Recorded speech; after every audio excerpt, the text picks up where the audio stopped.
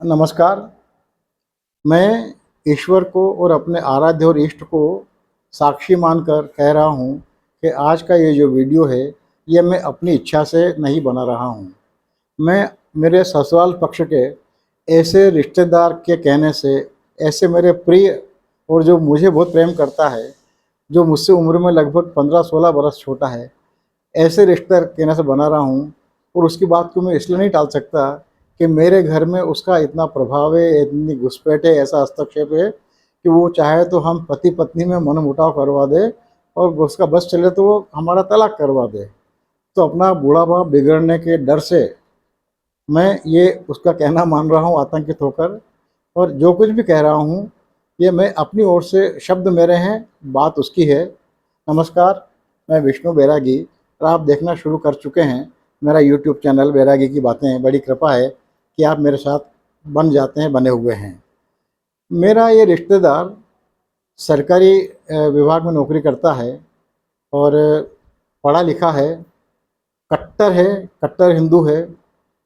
इसका बस चले तो पूरी सृष्टि में हिंदुओं के अलावा बाकी सारे धर्मों के लोगों को ये जिससे कहिए कि उनका उनका नाम ही मिटा दे।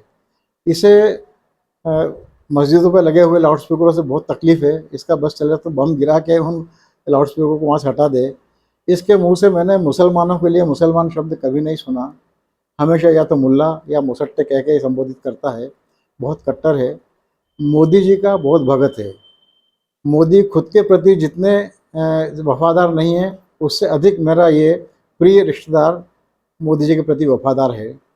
बात लगभग 10 बरस पहले की है। आज उसने टेलीफ़ोन किया और 10 बरस की याद दिलाई कि बोले 10 बरस पहले मैंने आपको जो बात सुनाई थी, आप उसे लोगों के सामने पेश क्यों नहीं करते हैं? बात आपके मनपसंद भी है, मौके की भी है और आपके श्रोताओं को भी शायद अच्छी लगेगी, क्योंकि आपके श्रोता भी आप ही तरह हैं। शायद उन्हें भी अच्छी लगेगी, तो आप मेरी उस बात को मेरी बात लोगों तक पहुँचाइए। मामला कांवड़ यात्रा का है। ये मेरा रिश्तेदार पढ़ा लिखा होने की वजह से शायद उतना धर्मांध नहीं हो पाया जितना उसे होना चाहिए था। लेकिन केवल ये देखने के लिए कि कांवड़ यात्रा का सच क्या है, ये जानने के लिए ये कोई 8-10 बरस पहले, मोदी सरकार बनने के बाद से 8-10 बरस पहले ये एक कांवड़ यात्रा में शरीक हुआ। उन दिनों नेता लोग अपने अपने कांवड़ यात्रा संघ बनाया करते थे और आगे तक शिव जी के लिंग पर जल चढ़ाने के लिए वहाँ तक व्यवस्था पूरी किया करते थे। उसी का ये उसका अपना अनुभव है। वो ये देखना चाहता था कि इन कांवड़ यात्राओं में कि इनकी वास्तविकता क्या है, इसमें धार्मिकता कितनी है, इसमें निष्ठा समर्पण कितना है। तो उसने जो बताया बड़ा विचित्र था, और उसने जब बताया था तब बहुत दुखी होकर बताया था। उसने बहुत प्रसन्न नहीं था और इस बात का उसे बड़ी वेदना थी कि वो जिनके लिए लड़ता है, जिनके लिए पैरवी करता है, वो लोग ऐसे अनुचित काम करते हैं। उसने बताया कि कांवड़ यात्रा के पूरे रूट में, लगभग 100 किलोमीटर का रूट था उनका, कि कांवड़ यात्रा के पूरे मार्ग में अलग अलग जगह, अलग अलग देहातों, कस्बों, शहरों में कांवड़ियों की सेवा करने के लिए शिविर लगे हुए थे। रात मुकाम के लिए भी व्यवस्थाएं थी और व्यवस्थाएं ऐसी थी कि कहा जाता ना कि जो मांगोगे वही मिलेगा। इसने कहा कि जो मांगोगे वही मिलेगा से कहीं आगे बढ़कर हम जो नहीं मांगा हमने, हमें वो भी मिला। बोले हमारी ऐसी खातिरदारी हुई थी जैसे बारात के जनवासे में लड़की वाले दूल्हे की और उसके मित्रों की खातिरदारी करते हैं। हमें हर वाजिब चीज़ मिली। और उसने बड़ी तकलीफ से कहा कि मैंने देखा कि कई कांवड़िए जिन बातों का, जिन वस्तुओं का, जिन पदार्थों का निषेध है सेवन, वो सारे व्यवस्थाएं शुरू से पहले दिन से अपने साथ लेके चले। वो खाने की भी थी, पीने की भी थी। बहुत तकलीफ से उसने कहा। मुझे अच्छा नहीं लगा कि नहीं, ये बहुत अनुचित था। और वाजिब जो अनुचित व्यवस्था थी वो तो वहाँ पर उपलब्ध थी ही थी।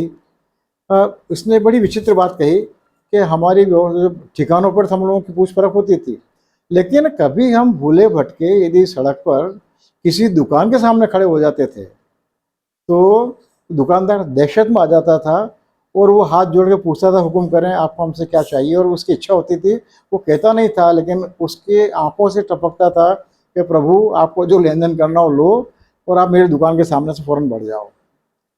रात मुकाम में वो क्या क्या होता था, क्या क्या अनुचित होता था, ये बताते बताते मेरा रिश्तेदार रो दिया था ये। और इसने बड़ी तकलीफ से कहा कि कांवड़ियों को न तो इस कांवड़ यात्रा का अर्थ मालूम था, न इसका प्रयोजन मालूम था, न इसका महत्व मालूम था, इन्हें कुछ ही मालूम नहीं था। इनके लिए केवल एक इवेंट थी, जैसे किसी की बारात में शामिल होना हो, ऐश करेंगे। इस तरह से सारे कांवड़िए, और किसी की, उसने कहा कि मुझे बहुत तकलीफ हुई कि दो कांवड़ियों ने तो वहाँ पर शिवलिंग पास हम पहुँचे जल चढ़ाने के लिए, तो दो ने तो अपने साथ वाले से कहा मेरी ओर से तू ही जल चढ़ा दे।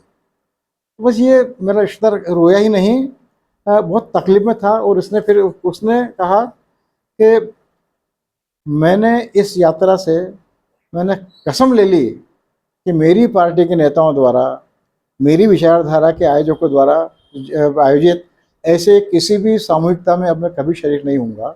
उसने साफ साफ कहा कि ऐसी सारी यात्राएं, ऐसे सारे बोले बाकी सारे आयोजनों को तो पता नहीं, लेकिन कांवड़ यात्राओं के लिए मैं कह सकता हूँ कि ऐसी कांवड़ यात्राएं धर्म के नाम पे अधर्म है, और मैंने इसमें शरीक नहीं होने का कसम खाकर मैंने अपने आप को एक अधर्म से बचा लिया। आज उसने मुझे टेलीफोन किया, 10 बरस 8-10 बरस पहले उसने सुनाया था।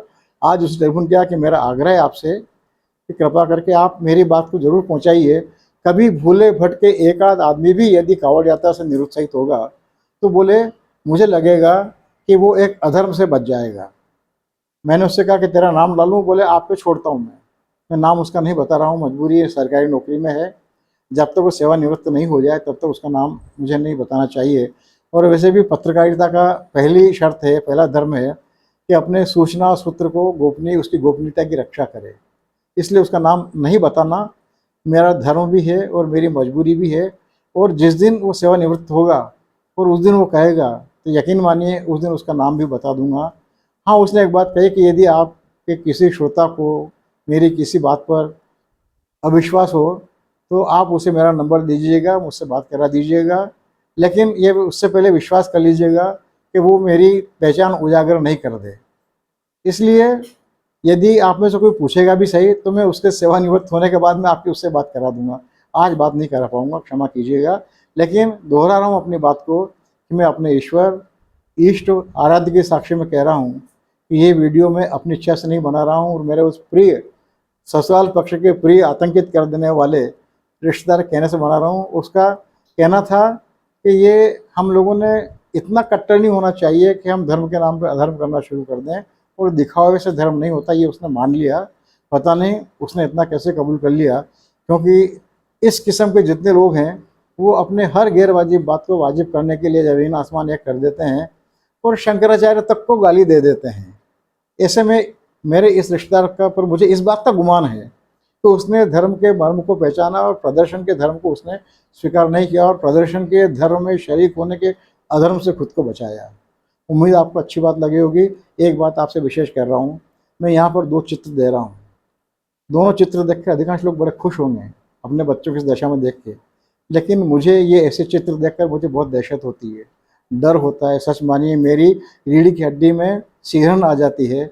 बड़े डरावने दृश्य हैं। इन बच्चों की जगह स्कूलों में है, इन बच्चों की जगह पाठशालाओं में है।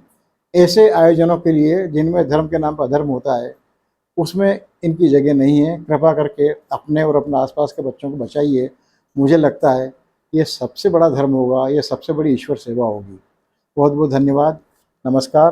कृपा करके मेरा चैनल ज़रूर सब्सक्राइब कर लीजिएगा, और अपने मित्रों में, अधिकांश मित्रों, अधिकाधिक मित्रों में इसे शेयर कीजिएगा, मेरी मदद कीजिएगा। बहुत बहुत धन्यवाद, नमस्कार। मैं आपका कृपाकांक्षी विष्णु बैरागी।